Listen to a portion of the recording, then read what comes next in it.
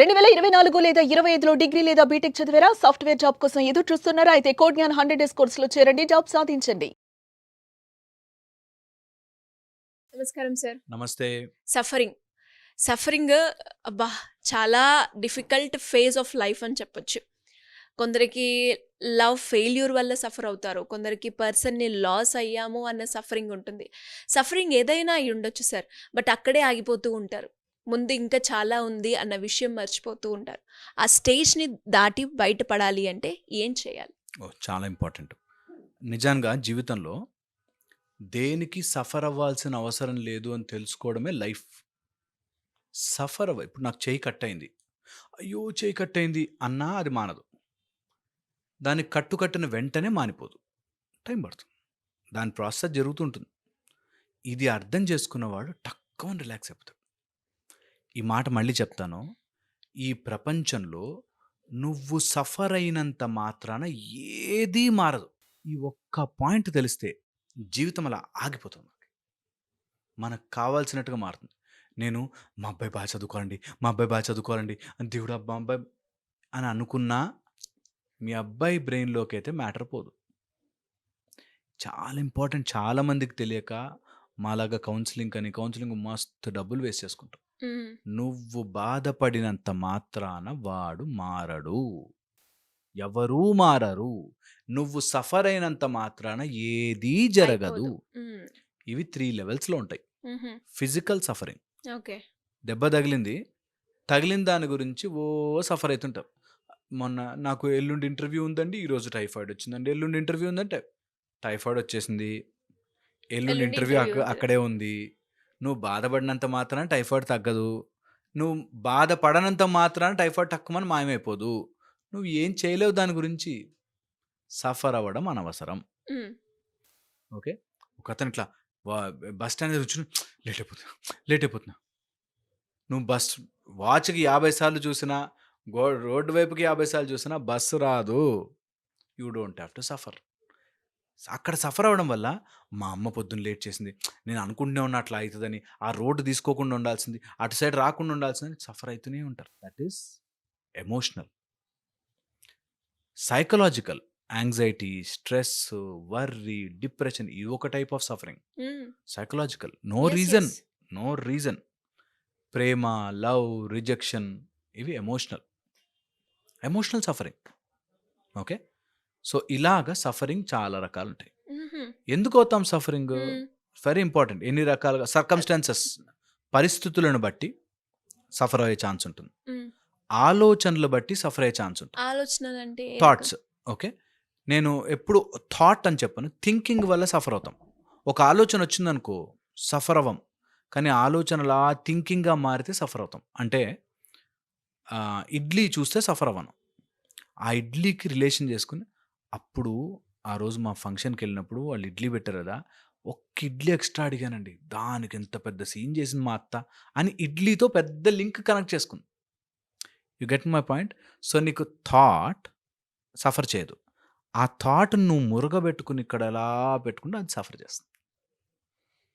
ఆలోచన వల్ల సఫర్ అవుతాం. ఆలోచన ప్రాసెస్ అయిపోయి థింకింగ్ అయిపోతే ఓకే. సఫర్ అవుతాం. లేకపోతే పర్సెప్షన్ వల్ల సఫర్ అవుతాం. పర్సెప్షన్ వల్ల సఫర్ అంటే నాకు అర్జెంట్‌గా ఎళ్ళాలి వర్షం పడుతుంది. అయ్యో! ఇప్పుడు పడాలా వేస్ట్ వర్షం అని అక్కడ సఫర్ అవ్వచ్చు. ఆర్ అక్కడ ఎవరో కొట్టుకుపోతున్నారు. నువ్వు వెళ్ళకపోవడం వల్ల రోడంతా బ్లాక్‌లో నువ్వు తప్పించుకున్నావు. Just perception change. నువ్వు సఫరింగ్ మాయమైపోతుంది. ఏ సఫరింగ్ అయినా సరే. చారన్నమే ఉంది. చారులో సాల్ట్ ఎయలే. అక్కడ ఒకళ్ళు బీపీ పెరిగిపోయి చప్పిడి కూడు తింటున్నారు. Just perception. Just perception change.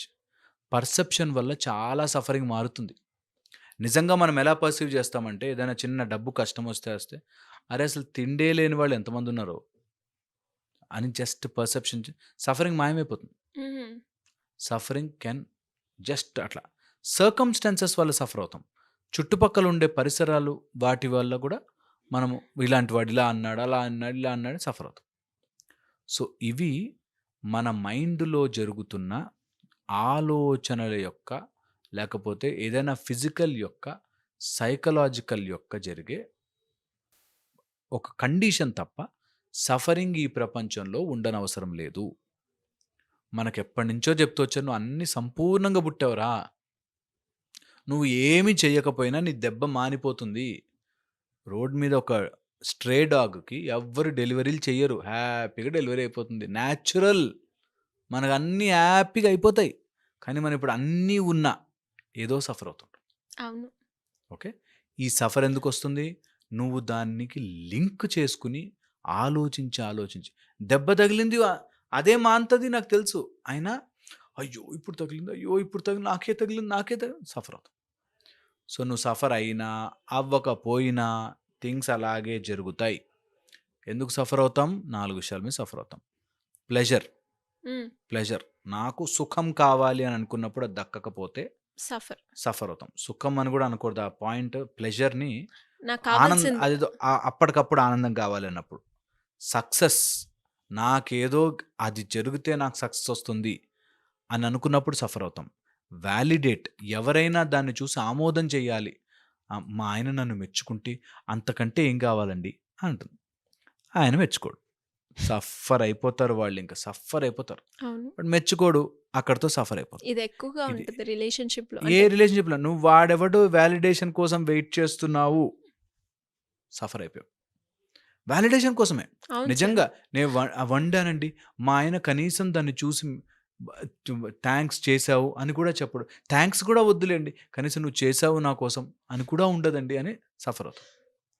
And very important part of suffering ఫోర్త్‌ది పర్మనెన్స్. ఏదైనా పర్మనెంట్‌గా ఉంటుంది అని అనుకున్నన్ని రోజులు సఫర్ అయిపోయావు. హాలిడేస్ వచ్చాయి. అబ్బా! హాలిడేస్ అయిపోయాయి అని బాధపడతారు. వస్తే వెళ్ళిపోతాయి. యెస్. హాలిడేస్ వస్తే అయిపోతాయి. మా కొడుకు పుట్టాడు అంటే వాడు ఏదో రోజు నిన్ను వదిలి వెళ్తాడు. ఆగమో కూతురు పాయనో. పుట్టింది అంటే పెళ్లి చేసుకొని వెళ్ళిపోతుంది. అబ్బాయి పుట్టాడంటే కోడలొస్తుంది. Nothing is permanent. పర్మనెంట్. నువ్వు ఏదైతే పర్మనెంట్ అనుకుంటావో అక్కడ సఫరింగ్స్ ఇట్లా స్టార్ట్ అవుతుంది. పుడుతుంది. నేను పర్మనెంట్. నా ఇల్లు కట్టుకున్నానండి. కష్టపడి రూపాయి కూడబెట్టి కట్టుకున్నానండి. నువ్వు ఏదైతే కట్టుకున్నాను కాబట్టి ఆ ఇల్లు జీవితాంతం నా దగ్గరే ఉండిపోతుంది అనుకున్నావు చూసావా? అక్కడ సఫరింగ్ అనే బీజం నాటుకున్నావు. ఏది పర్మనెంట్ కాదు. ఈరోజు ఏం జరిగినా నువ్వే పర్మనెంట్ కాదు. నువ్వు కట్టుకున్నవేంటి? నువ్వు సంపాదించుకున్నవేంటి? నీ పేరేంటి? నీ ప్రతిష్ట ఏంటి?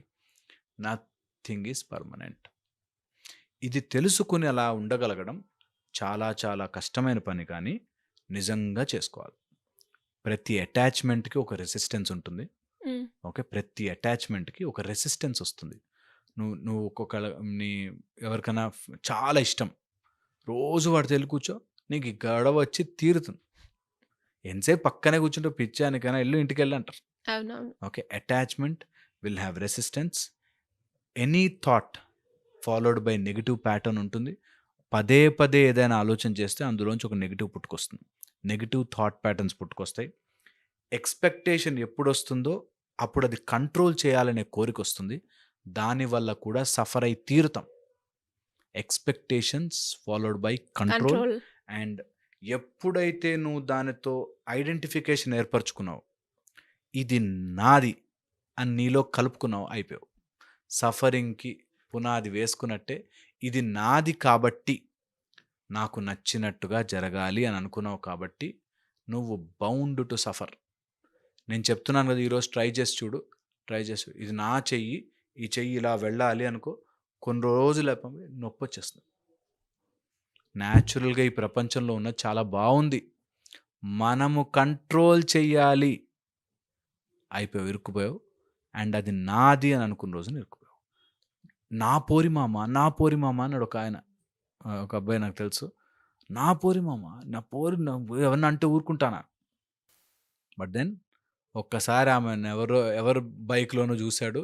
వీడు డివాస్టేట్ అయిపోయాడు. సర్వనాశనం అయిపోయాడు. వాడు తాగేసేసి, సిగరెట్లు తాగేసేసి, అసలు అమ్మాయిలంతా ఇంతేరా అని చెప్పి.